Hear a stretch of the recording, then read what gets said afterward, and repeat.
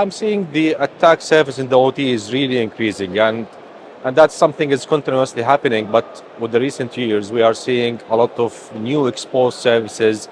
We are seeing the outdated and legacy systems in the OT are actually being exposed to the internet.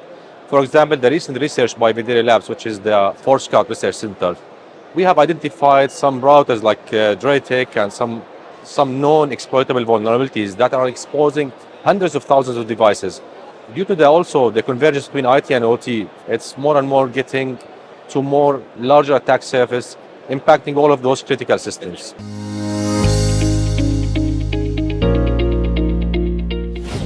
Well, basically, we are switching from the old typical component answering to some challenges. Like instead of bringing like an IDS, bringing a firewall, bringing this and that, we are approaching through the platform approach. So the platform approach is really the answer here, because you don't think of just a small part of the network or a small part of the issue.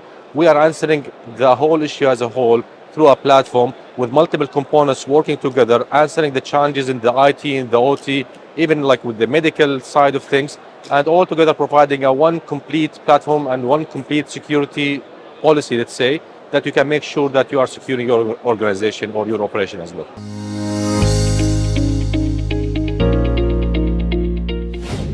The most important thing is that to identify the risk from an operational perspective, not only the typical IT perspective. It doesn't mean that if you have a critical vulnerability or a high risk score, it means in the OT that you need to act upon that. In fact, in the OT, you need to take more consideration of other stuff, like how is the operational impact in that case? Is it a known as an exploitable vulnerability or not? Is the operation itself is insecure by design? So why do you need to answer to those vulnerabilities? You need to look the other way around. And so by knowing your real risk and your real exposure, then with the use of Forescout platform, we give you confidence.